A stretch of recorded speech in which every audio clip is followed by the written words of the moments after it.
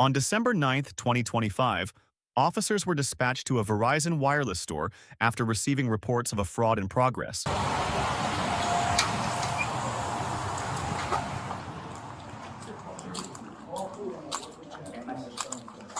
You move. Me? You move. Put your hands on your back. I ain't do nothing. If you do anything stupid, I'm gonna tase you. Put your hands on your back. Grab another pair of cuffs.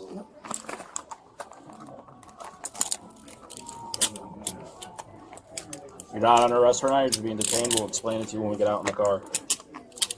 You have any weapons on you? No, sir.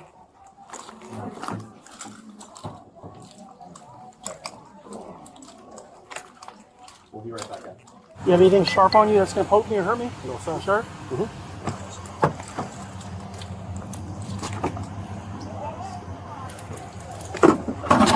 good? Can you just keep an eye on him for a second while we go in the store? You have the ID he was using? He's got it on his person. I gave it back to him. Where was it at? It was probably in the wallet. Okay. Yeah. Yeah, I gave it back to him after. So who actually dealt with him in the store? I did. What did he say? And this is where the story starts getting seriously suspicious. A customer walks in claiming he needs a simple flip phone, but he already has an iPhone in his pocket. And then he can't even remember the phone number on the account. The employee is already seeing multiple red flags, but the biggest question is still coming. Whose identity is he actually using? So he had to look at his phone when he was reading out the number to me. That was suspicion number 3. And then when I pulled up the account had 2 Android devices on it. So I was like, that's weird. Somebody Pulled up the account by his name that he presented you with the ID? Correct. So we can bypass if we have the ID. Yeah. So because he presented a physical ID with the name and photo ID, so we bypassed it. I saw there was 2 Android phones on there. That usually brings up, like, now it's even more weird. So Because the Android is a smartphone, so why is he buying a flip phone? exactly, and he's got an iPhone in his pocket. Yeah. So then I called the account. We called the account owner, like the number he gave me. We didn't get an answer, so I called the secondary number, and the son picked up the phone and he was like, "No, my dad's sitting in front of me in a hospital bed in Illinois." Like, he was telling us that his dad is, like, people have been like fishing and trying to get a social and basically trying to do account takeovers on their bank accounts and stuff like that. Okay. So yeah, he was like, "Please call the cops, get him arrested." Do you have your ID on you by any Yes, chance? So I my do. partner can Yeah, grab it? absolutely. And then we'll get all the contact info from you for the account holder, and we'll give him a call. Absolutely. This is the ID that he presented you Yes, and it's a good Illinois fake. It's got like the like holograms and stuff. with. Guarantee you it doesn't come back then. And then we'll Okay. And you said the guy, when he came in, he didn't even know his number. He didn't know his number. He literally pulled it up, and he had the shakes going and everything. So You have your work phone? It's in the car, yeah. All right. So write his stuff down. Let's call the account holder. so you're gonna have to call the son because the account holder is, like they said, is in a hospital. But they're right next to each other, right? Yeah, they're right next to each other. So yeah, this is the number, the secondary number. Go grab, well, when you're done with that, go grab your work phone, and we'll call him from the work phone, and then we'll photograph this, right? Okay. Hey John, it's Aaron from Verizon again. I have the cops here with me, so they want to talk to you. Does your father know? Does he have a brother? Does he know anyone else with that name that would have a driver's license in his name? Absolutely not. And we've been having issues with people trying to steal his information. We had somebody just buy some stuff on our PayPal account. So we were talking with fraud stuff just as recent as like yesterday. Probably the same guy. Okay. So we've been aware that somebody has his information and been trying to buy stuff and steal stuff, posing as him for like the last week. And we were like, well, how are we going to catch this guy, and how is this going to end? And then luckily Aaron called us from the Verizon store, went above and beyond. Because you guys live in Illinois. You don't even live in Florida, right? No, Steve did go through Fort Lauderdale though, because he just came home from a cruise. Okay. That he went on with a buddy. So he went through Fort Lauderdale when he went on that cruise. Gotcha. If this person works for the what was it, Viking Cruise Lines, Dad? Holland. He went on a Holland cruise, and they ended in Fort Lauderdale, and then him and his buddy drove from Fort Lauderdale back across Florida. Where did Roy live? Okay, can you do me a favor? I know your father's in the hospital, and I don't want to take up a ton of his time, but I just need to ask him if he wants to prosecute. I have to hear it from him. Does he want to press charges? He's right here, and he's absolutely coherent. The police are asking you, do you want to press charges for the guy's family? Yes. And what's your name, sir? Stephen Cunningham. Okay, and I just want to confirm with you, you've given no one else permission to use your personal identification information? That's correct. Okay, perfect. Awesome. Thank you, sir.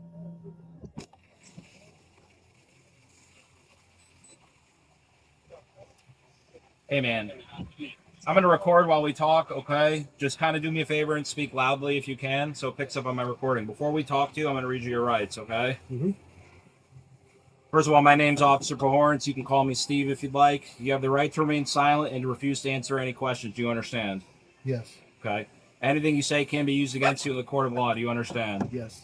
You have the right to speak with an attorney before speaking to the police and have an attorney present during questioning now or in the future. Do you understand? Yes.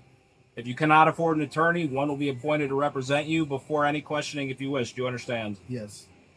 If you decide to answer questions now without an attorney present, you will still have the right to stop answering at any time and speak with an attorney. Do you understand? Yes. In regards to this investigation, have you asked myself or any of the other police officers present for an attorney? No. All right. You said you wanted to talk to me, right? Correct. What brought you to Verizon Wireless today? I was brought here to get a phone. Okay. What kind of phone? Okay, but why did you buy you had an iPhone in your pocket, so why do you need a flip phone? I need an Android phone. A flip phone in particular. Yeah, Android. Okay. And what did they ask you for when you went to purchase the phone? Did they ask you for your phone number, your ID? Yeah. What did they ask you for? Phone number. Okay. And did you know the phone number on the account? Yeah. You did? I gave him the phone number on the account. Are you sure? Because I just watched surveillance video and I spoke with the associate you worked with, and they said you didn't know the phone number on the account. So, nah, I gave him the phone number on the account. Okay. And then what else did you give the sales associate? ID. ID. What ID? What state is the driver's license from that you gave him? Illinois. And what's the name on that ID? Stephen Brown.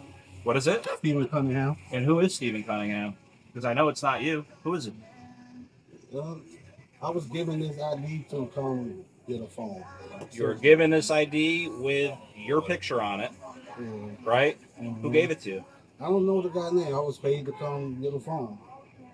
You got the guy's phone number? Nah, I don't have his phone. Do you have messages between you and the guy saying he's going to meet up with you somewhere and you're going to give him, he's going to give you this ID and pay you? Yeah, I don't know. I don't have any messages saying that. I don't have any messages saying that. Okay, so do you have any idea who Stephen Cunningham is from Barrington, Illinois?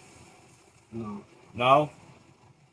Then why would you take his ID to come to Verizon to come use your cell phone? Well, I was paid to come get a phone for Stephen Brown. I was paid. So you physically met with Stephen Cunningham? No. I was paid. Listen to me. Go ahead. What's your real name? My name Mark. What? Mark. You have an ID on you in your wallet that I didn't see? None of my wallet. No. Okay. I've been doing this job for a very, very, very long time, okay? I'm going to be completely honest with you. The back and forth, you already know what you were doing was wrong. I already know what you were doing is wrong. So instead of just saying that someone paid you to come here and give you $100 with an ID, why don't we be real with each other in terms of what actually happened here? Because I don't think someone made you a fake ID to go buy a flip phone. That's what you were trying to buy, a flip phone. Mm-hmm. So you want to be honest and forthcoming with me about this whole issue? Yeah, that is honesty. But you don't know the person's name. No, I don't. They call him Skinny. Skinny. Where did you meet Skinny at? Pompano. Pompano. What address? Is 33. I gotta look at it. Okay. How do you communicate with Skinny? Through Telegram.